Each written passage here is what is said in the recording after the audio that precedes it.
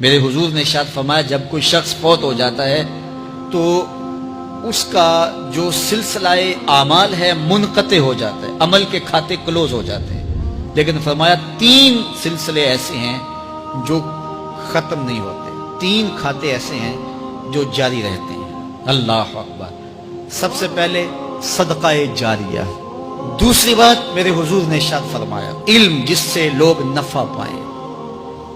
اللہ اکبر۔ علم کسی کو سکھا دیا، وہ تسلسل باقی رہے۔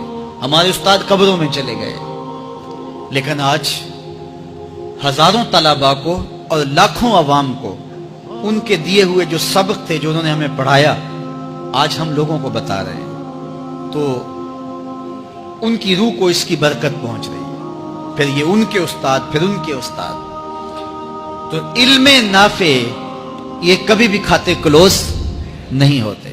اور تیسری بات میرے حضور نے فرمایا نیک اولاد جو ماں باپ کے لیے مغفرت کی دعائیں کرتی ہے، یہ صدقہ جاریہ ہے، یہ کبھی بھی ختم ہونے والا سلسلہ نہیں ہے۔ میں کہتا ہوں کہ اولاد اگر نیک ہے، اہتمام سے دعا نہیں بھی کرے گی تو دن میں کتنی مرتبہ کہے گی ربنا اغفر لی ولوالدی، اے اللہ مجھے بھی بخش دے، میرے ماں باپ کی بھی مغفرت کر دے۔ ایک شخص کے 5 بیٹے ہیں، 4 بیٹیاں ہیں، 3 بیٹے ہیں، 4 بیٹیاں ہیں، تو اب سارے نمازی ہیں، تو روزانہ 5 نمازوں میں کتنی مرتبہ ربنا اغفر لی ولوالدی۔ تو اولاد والدین کے لیے اسپیشل دعا کرتی ہے جو ہے وہ نماز کے اندر، اور اگر اولاد صالح نہیں ہے تو نماز کے اندر دعا کرنا تو دور کی بات ہے، چونکہ وہ نماز نہیں پڑھتی، صالح نہیں ہے، تو دعا کیا کرنی ہے؟ ایسی اولادوں کو بھی میں جانتا ہوں جنہوں نے اپنی سکی ماں کا جنازہ نہیں پڑھا، سکے باپ کا جنازہ نہیں پڑھا۔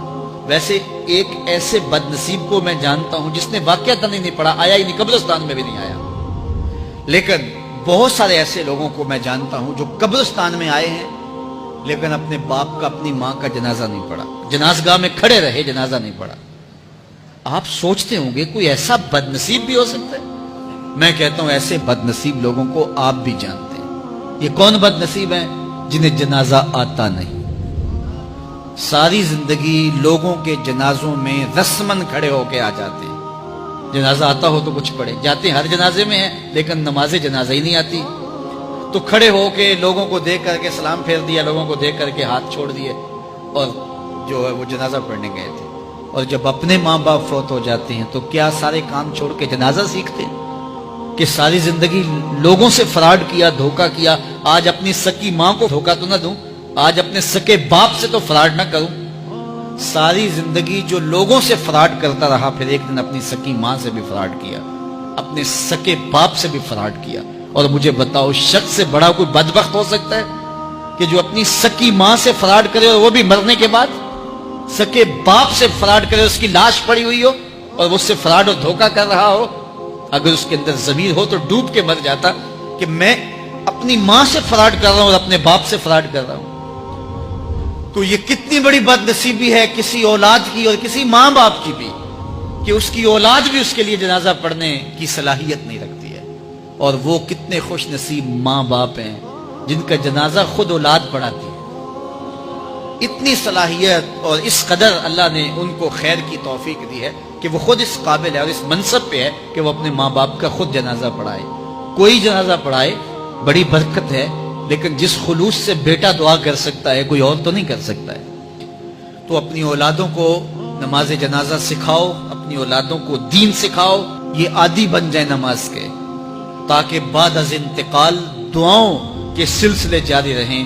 جو شخص روزانہ اپنے والدین کے لیے مغفرت کی دعا مانگے، والدین زندہ ہوں تب بھی، فوت ہو گئے ہوں تب بھی، علماء فرماتے ہیں ساری زندگی اس کے رزق میں بے برکتی نہیں آ سکتی۔ تو اپنے ماں باپ کو خوش رکھیے گا اگر زندہ ہیں تو، اور اگر فوت ہو گئے ہیں تو ان کے لیے دعاؤں کا سلسلہ